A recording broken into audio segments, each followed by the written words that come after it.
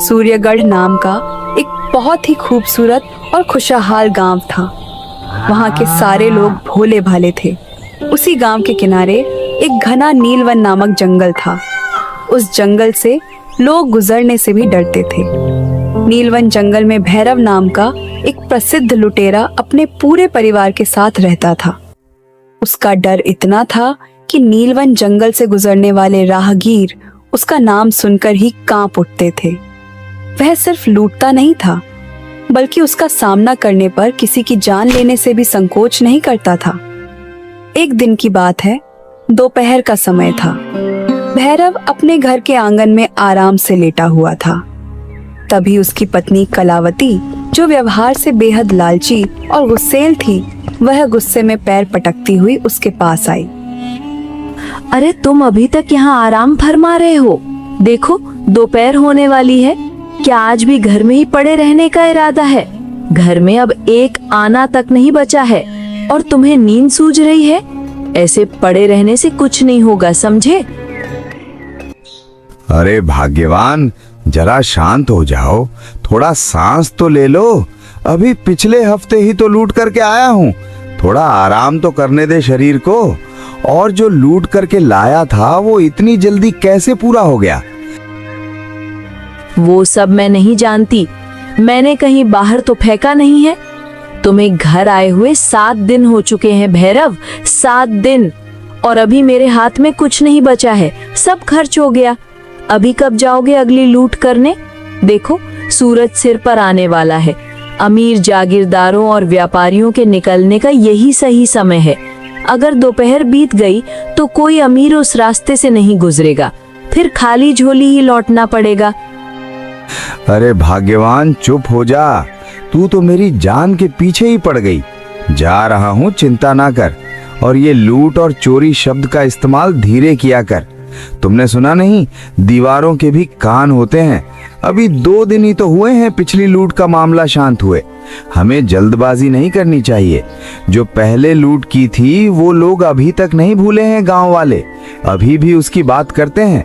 इसलिए थोड़ा समय बीतने दे। अभी जाना सही नहीं होगा। लोगों को पिछली लूट भूलने दो, फिर देखेंगे। सब जानती हूँ मैं कि ये सब क्यों बोल रहे हो। अब बहाने मत बनाओ। यही सब सोच सोच कर हम गरीब रह जाएंगे। इतना आलस भी काम का नहीं। वो हमारे घर के पास में वो कमला है ना, कल ही उसके पति ने उसे सोने के कंगन ला कर दिए हैं। और एक तुम हो जो मैं कब से तुमसे वो हीरे का हार मांग रही हूँ। हर बार तुम बहाना बना देते हो। अगर तुम आज नहीं गए ना तो समझ लेना घर में खाना नहीं बनेगा, रहना फिर भूखे ही। अच्छा ठीक है बाबा, जा रहा हूँ। तुम और तुम्हारी ये जिद एक दिन मुझे मरवा कर छोड़ेगी। लेकिन जाने से पहले कुछ तो खाने को दे। भूखे पेट कैसे लूट होगी? अच्छा ठीक है, रुको अभी लाती हूँ। इसके बाद कलावती रसोई में जाती है और एक थाली में खाना लेकर भैरव को देते हुए बोलती है, खाना तैयार है, ये लो भरपेट खा लो।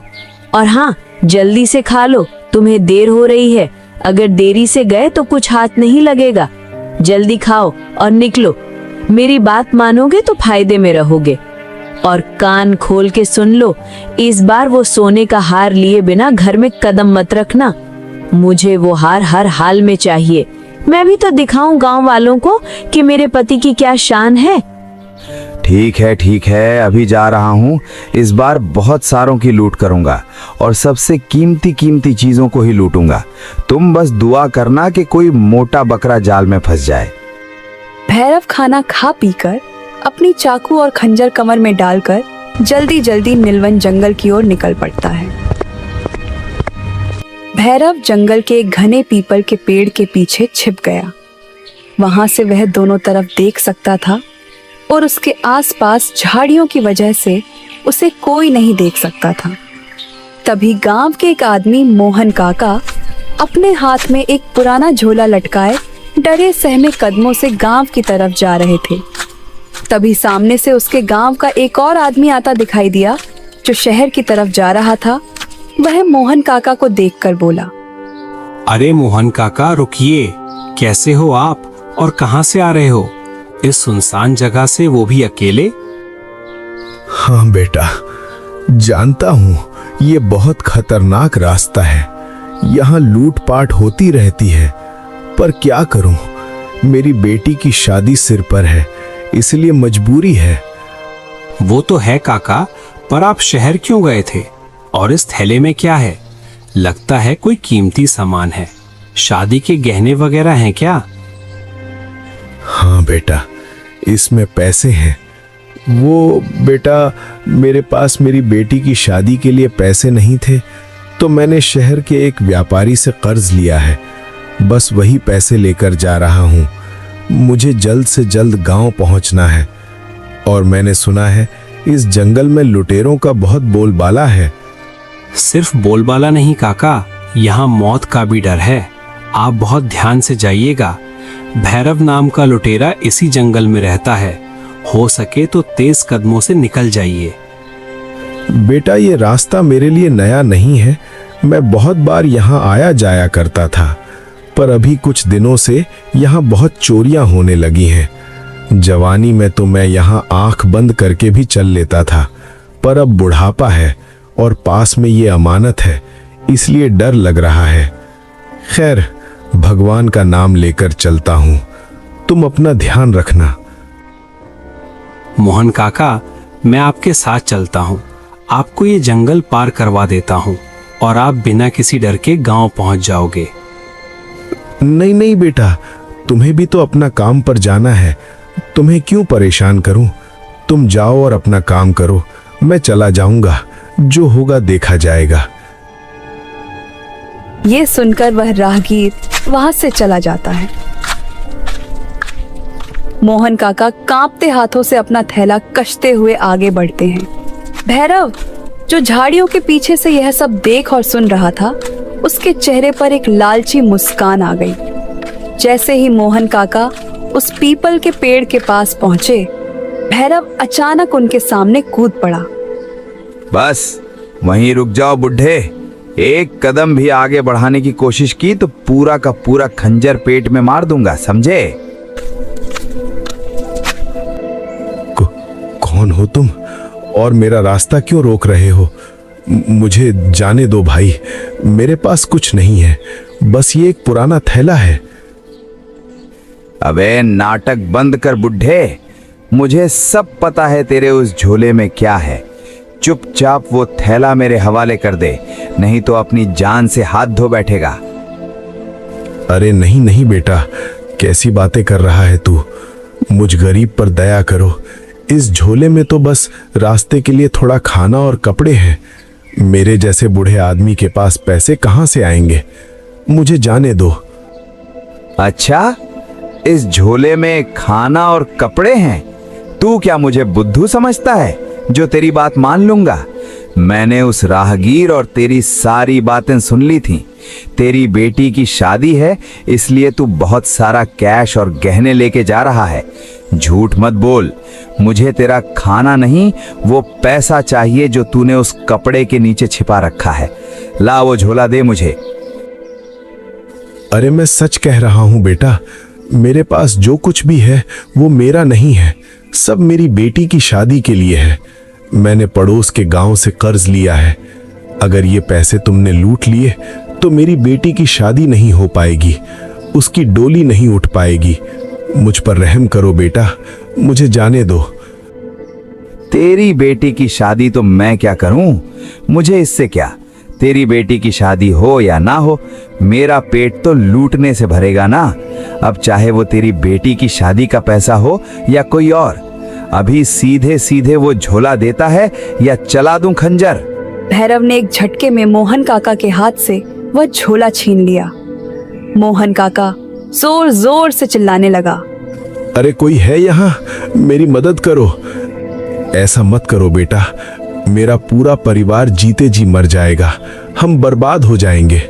अगर मेरी बेटी की शादी नहीं हुई तो वो आत्महत्या कर लेगी।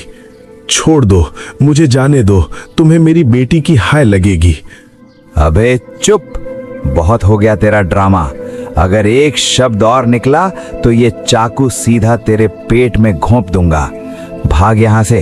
शुक्र मना कि तुझे जिंदा छोड़ रहा हूँ, वरना मेरा रूल है कि मैं सबूत नहीं छोड़ता पीछे। ये सुनकर मोहन काका बहुत डर गया।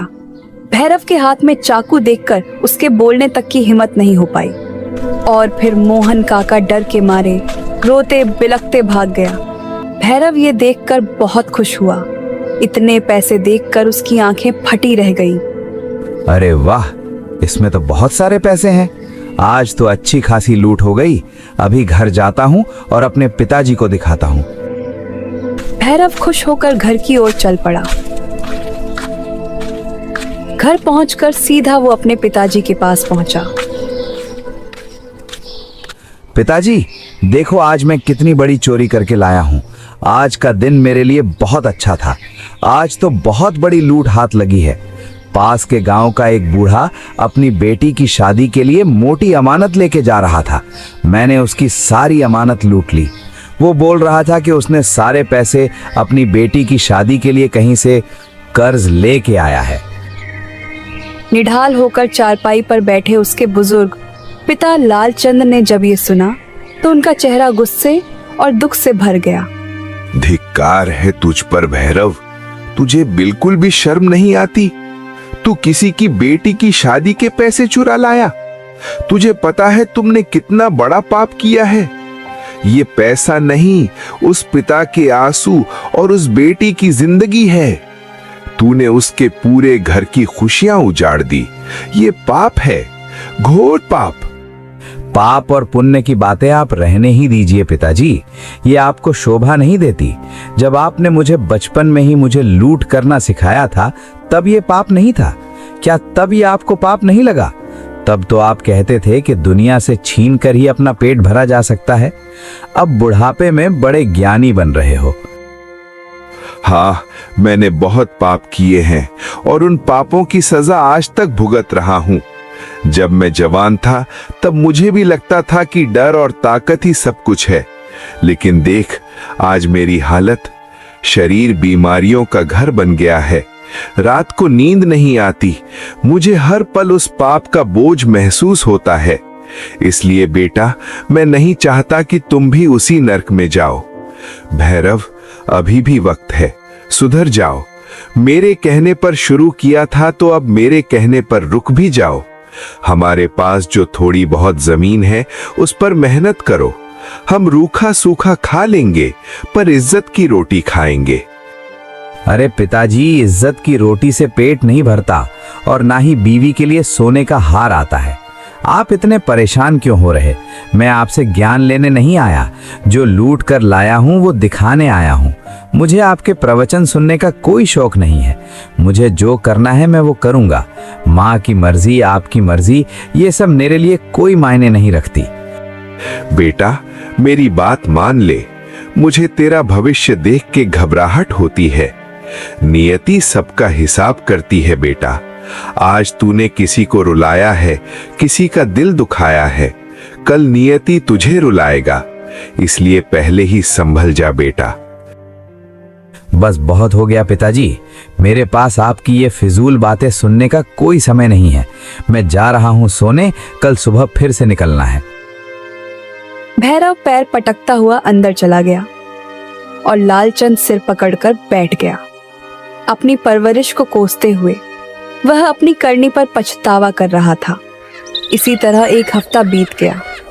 लूटा हुआ पैसा खत्म होने की कगार पर था।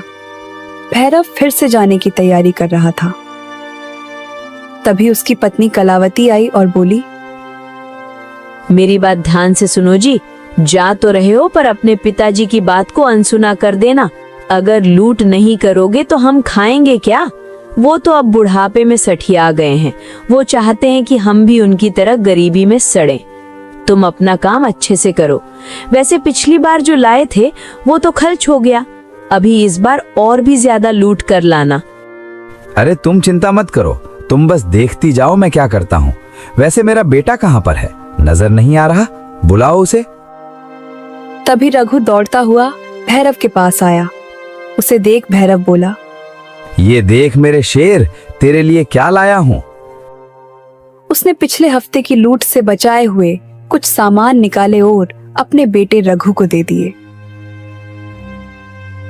वाह पिताजी, ये तो बहुत सुंदर है। पिछली बार वाले कपड़े से भी महंगे लगते हैं। पिताजी आप बहुत अच्छे हैं, हमारे लिए कितनी चीजें लाते हो। लेकिन पिताजी मैं भी अब बड़ा हो गया हूँ। अगली बार जब आप लूट करने जंगल जाओ तो मुझे भी साथ ले चलना। मैं भी सीखना चाहता हूँ कि लोगों को कैसे डराते हैं और कैसे उनको लूटते हैं। भैरव एक पल के लिए चौंक गया। उसे अपने बेटे के मुंह से यह बातें सुनकर अजीब बुरा सा लगा। उसे वो बात चुभ गई। नहीं बेटा, तुम्हें ये सब करने की जरूरत नहीं है। मैं हूं ना। मैं नहीं चाहता कि तुम धूप और बारिश में जंगल में परेशान हुओ। तुम तो बस मजे करो। तभी कलावती बोली, अरे ले जाओ ना इसे भी। अगर ये सब नहीं सीखेगा तो आगे घर कैसे चलाएगा। खैर छोड़ो, तुम्हें अभी लेट हो रही है, तुम जाओ जल्दी। और याद है ना सोने का हार। भैरव ने अजीब से मन से बेटे को देखा, पर फिर कंधे उचकाकर हथियार उठाए और अपनी अगली चोरी व लूट की तलाश में निकल पड़ा। इस बार भैरव ने जंगल के बीचों बीच और भी सुनसान हिस्से को चुना था। उसे उड़ती हुई ये खबर मिली थी कि मुख्य रास्ते पर सैनिक पहरा दे रहे हैं। शाम ढलने वाली थी, तभी उसे एक बैलगाड़ी आती दिखी। उसमें एक नवविवाहित जोड़ा बैठा था। राजेश और कामिनी, जिनकी शादी को अभी 2 दिन ही हुए थे, वह जंगल के रास्ते से अपने ससुराल जा रहे थे। कामिनी ने उस जंगल के बारे में लोगों से सुना था, तो उसे डर लग रहा था। डरो मत कामिनी, बस थोड़ी ही देर की बात है। अभी आधा रास्ता ही बाकी है, फिर हम गांव पहुंच जाएंगे। मैंने छोटा रास्ता इसलिए लिया ताकि जल्दी पहुंच सकें। मुझे डर लग रहा है राजेश। मेरे बाबा कह रहे थे कि इस रास्ते पर लुटेरे रहते हैं। यहाँ आए दिन लूट होती रहती है। देखिए ना कितना सन्नाटा है। अरे तुम बेकार में घबरा रही हो कामिनी। मेरे होते हुए तुम्हें कोई छू भी नहीं सकता। वो ये सब बातें करते हुए आगे बढ़ ही रहा था, तभी सामने से एक काली परछाई के साथ एक आदमी आ खड़ा हुआ। वह था भैरव और उसके हाथ में था बड़ा सा खंजर। वो खंजर को दिखाते हुए बोला, ओए ओए रुक रुक रुक, जहां हो वहीं रुक जाओ, वरना गर्दनें जमीन पर होंगी। राजेश ने ये देख घबराहट में बैलगाड़ी रोकी। अरे अरे कौन हो तुम? रास्ते में क्यों खड़े हो? हटो रास्ते से, हमें देरी हो रही है। लगता है नई नई शादी हुई है। बहुत गहने जवारात होंगे तुम लोगों के पास। चलो जो कुछ भी है चुपचाप निकाल कर इस झोले में डाल दो, और उस लड़की ने जो गहने पहने वो भी उतार कर दे दो। देखो भाई, हम परदेसी हैं। हमारे पास जो थोड़ा बहुत पैसा है वो ले लो, लेकिन हमें जाने दो। हमारी अभी अभी शादी हुई है, तो मेरी पत्नी के गहने मत मांगो। ये हमारी शादी की निशानी है। मुझे तुम्हारे कोई बहाने नहीं सुनने, समझा? मैं कोई छोटा मोटा चोर या लुटेरा नहीं हूँ। मुझे सब पता है तुम्हारे पास क्या है और क्या नहीं है। इसलिए अगर जान प्यारी है तो पैसे और गहने जवाहरात उतार कर झोले में डाल दो, समझे? मुझे इंतजार करना पसंद नहीं है। ये सब सुनकर राजेश काफी ज्यादा डर गया और घबराकर उसने सारी अंगूठी और कंगन वगैरह उतार कर उसे दे दिए। ले लीजिए, ये सब ले लीजिए, लेकिन भाई कृपा करके मेरी पत्नी के गले का हार मत लीजिए।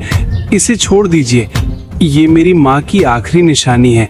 इसमें उनकी यादें बसी हैं। भगवान के लिए इसे छोड़ दीजिए। तेरी माँ की यादों से मेरा कोई लेना देना नहीं। मुझे ऐसे कोई फर्क नहीं पड़ता। ये हार तो मुझे सबसे कीमती लग रहा है। खुद उतारती है या मैं आकर उतारूं? ये सुनकर राजेश को क्रोध आ जाता है और बोला, खबरदार, अगर मेरी पत्नी को हाथ भी लगाया तो तुम्हें छोड़ूंगा नहीं। राजेश गुस्से में नीचे उतरा और उसने भैरव को धक्का देने की कोशिश की। तेरी इतनी हिम्मत, तू मुझे धक्का देगा? भैरव की आंखों में खून उतर आया था। उसने आप देखा न था। उसने जो हाथ में चाकू ले रखा था वह सीधा उसने राजेश के पेट में घोंप दिया। राजेश दर्द के मारे चिल्लाकर वहीं ढेर हो गया। बड़ा होशियार बन रहा था। देख ले नतीजा, कहा था ना शांति से दे दो। अब ये भी गया और ये हार भी जाएगा। कामिनी चीखते हुए अपने पति के शव से लिपट गई और उसके शव के पास आकर बैठ गई। भैरव ने रोती बिलखती कामिनी के गले से सोने का हार निकला और बाकी के गहने झोले में डाले और कामिनी को बदहोश हाल में वहीं छोड़कर वहां से भाग गया और जंगल में कहीं गायब हो गया। भैरव हाँफता हुआ जंगल के एक पुराने खंडहर के पास पहुंचा। वह अपनी जीत पर बहुत खुश था। आज उसे बहुत बड़ा हाथ लगा था, सोने का नवलखा हार और ढेर सारे जवाहरात। लेकिन तभी उसे लगा कि कोई उसे देख रहा है। उसने पीछे मुड़कर देखा, एक पुराने पीपल के पेड़ के नीचे एक साधु बाबा बैठे थे। उसे देख भैरव आश्चर्यचकित हो गया। क्यों भैरव, आज का दिन तो तुम्हारे लिए बहुत लाभदायक रहा। बहुत सारे पैसे और जवाहरात मिले और वो तुम्हारी पत्नी का मनपसंद हार भी मिल गया। लेकिन इन निर्जीव वस्तु के लिए तूने एक जीती जागती जान ले ली। क्या तुम्हें उस रोती बिलखती औरत की चीखें सुनाई नहीं दे रही हैं? अरे तुम कौन हो और तुम्हें मेरा नाम कैसे पता है? और तुम्हें इस सब से क्या मतलब? मैं जो करूं मेरी मर्जी। तुम कौन होते मुझे समझाने वाले? मैं एक तपस्वी हूं। मैंने बहुत सालों तक तपस्या की है। मुझे कौन क्या करता है और कब क्या होगा मुझे सब पता रहता है। मैंने अपनी तपस्या से सिद्धि प्राप्त की है। अब बता, तूने उस निर्दोष बेगुनाह आदमी को क्यों मारा? मैंने उसे इसलिए मारा क्योंकि मुझे अपनी पत्नी, बच्चे और मेरे परिवार का पेट भरना है। मैं चाहता हूँ कि मेरा परिवार ऐशो आराम की जिंदगी जिए, कभी भी किसी भी चीज की कमी ना हो। मेरी पत्नी कब से सोने के हार की रट लगाई थी। आज उसे देखकर उसका चेहरा खुशी से खिल उठेगा। मैं जो भी करता हूँ सब अपने परिवार के प्यार के लिए करता हूँ। अरे मूर्ख आदमी, तू इसे प्यार कहता है? तू उनके लिए प्यार बल्कि पाप के पहाड़ खड़े कर रहा है। क्या तुझे लगता है कि जिस परिवार के लिए तू इतना सब कुछ कर रहा है, उसके लिए किसी निर्दोष की हत्या कर रहा है, वो तेरे इस पाप में भागीदार बनेगा? क्या वो तेरी सजा या दुख का थोड़ा भी भाग बांटेंगे? हाँ बिल्कुल, मेरा परिवार मुझसे बहुत प्यार करता है। वो मेरे सुख में सुखी हैं तो मेरे दुख और पाप में भी साथ देंगे, क्योंकि मैं उनके लिए ही तो इतना सब कर रहा हूँ। अरे मंदबुद्धि आदमी, ये तेरा सिर्फ भ्रम है, घोर भ्रम। जब तुझे कोई दुख होगा या कोई सजा मिलेगी, वो सिर्फ तुझे मिलेगी। उसमें तेरा परिवार बिल्कुल भी हिस्सा नहीं बटाएगा। जो जैसा कर्म करता है उसका फल उसे ही भुगतना पड़ता है। अगर तुझे यकीन नहीं आता तो अभी प्रमाण दिखाता हूँ। साधु महाराज ऊपर पेड़ की तरफ देखकर एक आवाज लगाता है। आओ काली, इसके सामने आओ और इसे अपनी पूरी कहानी सुनाओ। तभी पेड़ से अचानक एक भयानक आकृति नीचे उतरी। वह एक प्रेत था। आंखें अंगारों जैसी शरीर, हड्डियों का ढांचा और चेहरे पर अनंत पीड़ा ली हुए। भैरव उसे देख के डर जाता है। ये क्या है? इसकी ऐसी हालत कैसे हुई? ये काली है। कभी ये भी इस दुनिया का सबसे खूंखार डाकू हुआ करता था। आज इसकी हालत देख क्या हो गई है। इसे नरक में भी जगह नहीं मिली। भैरव, मेरी तरफ देखो। मैं भी तेरी तरह ही सोचता था। मैंने भी अपने परिवार के लिए सब कुछ किया, बहुतों को लूटा और मारा भी।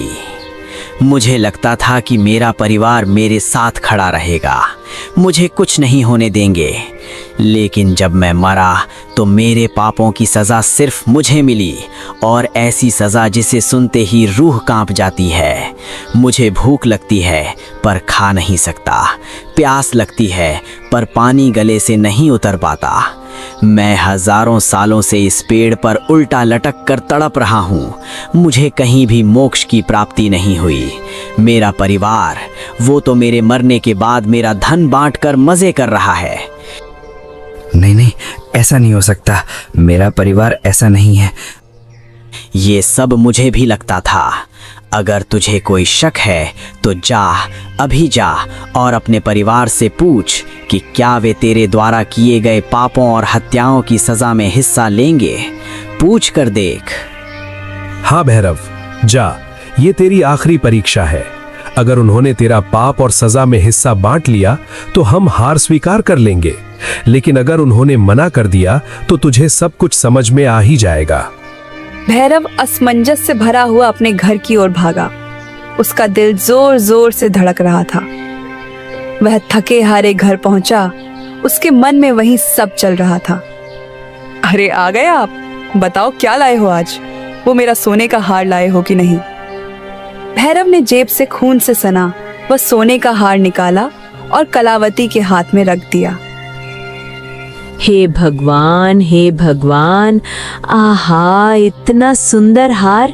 आज तो मेरी बरसों की मुराद पूरी हो गई। तुम दुनिया के सबसे अच्छे पति हो भैरव, मैं तुम्हारे लिए कुछ भी कर सकती हूँ।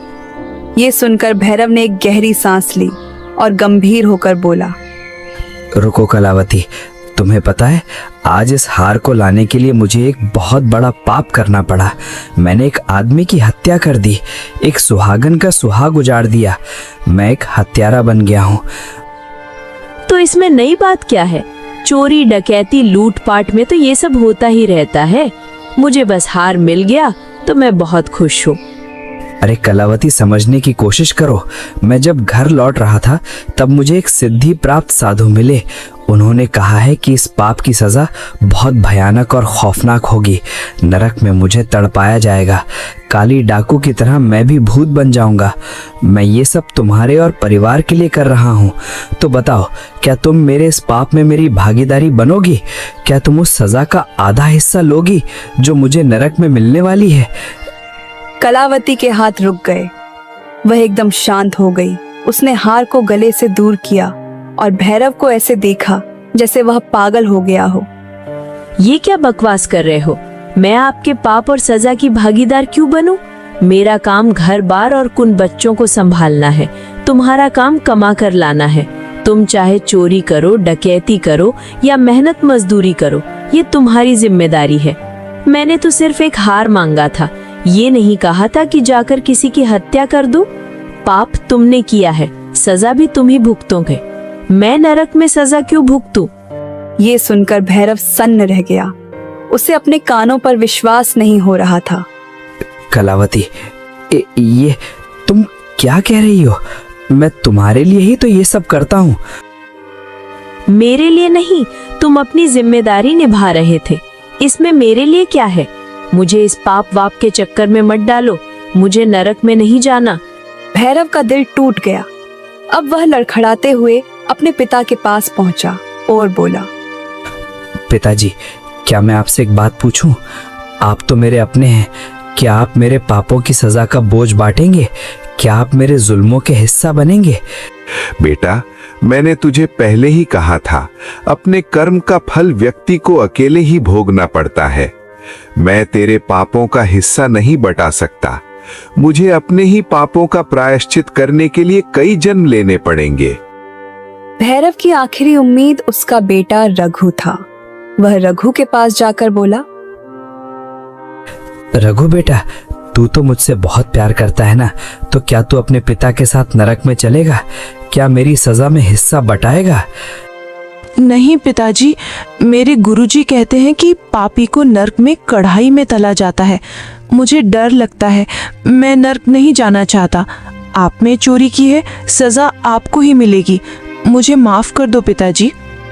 ये सुनकर भैरव के पैरों तले जमीन खिसक गई। जिस परिवार के लिए उसने इतना कुछ किया, उसने एक नवविवाहित हंसता खेलता जोड़ा उजाड़ दिया। उस परिवार ने एक पल में उसे पराया कर दिया। पाप तुमने किया है तो सजा भी सिर्फ तुझे भुगतनी होगी। यही गूंज उसके कानों में बज रही थी। वह पागलों की तरह वापस जंगल की ओर भागा। वह सीधा तपस्वी महाराज के पास पहुंचा और उनके पैरों में गिर पड़ा और बोला, महाराज, आप सही थे। सब लोग झूठे हैं, कोई मेरा नहीं है। मैंने अपने पूरे परिवार से पूछा, सब ने मना कर दिया। कोई भी मेरे दुख में साथ खड़ा होना नहीं चाहता। पत्नी ने कहा कि कमाना तेरा काम है, पाप तुमने किया है तो सजा भी तुझे मिलनी चाहिए। बेटा भी नरक के डर से पीछे हट गया। अब मैं क्या करूं महाराज? मैं तो बुरी तरह फंस गया। मैं उस काली की तरह नहीं बनना चाहता। मुझे बचा लीजिए महाराज। शांत हो जाओ भैरव। आंखें खोलने के लिए धक्का लगना जरूरी था। अब तुझे सच्चाई का पता चल चुका है। कोई किसी का नहीं होता।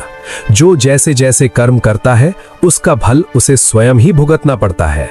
तो आज से अच्छे कर्म कर, मेहनत कर और अपने पापों का प्रायश्चित कर। उस दिन के बाद उसने कभी चोरी और लूट नहीं की और उन साधु तपस्वी की ही सेवा में लग गया। तो दोस्तों, कैसी लगी आपको ये कहानी कमेंट बॉक्स में जरूर बताना और चैनल को जरूर से सब्सक्राइब कर लेना। धन्यवाद।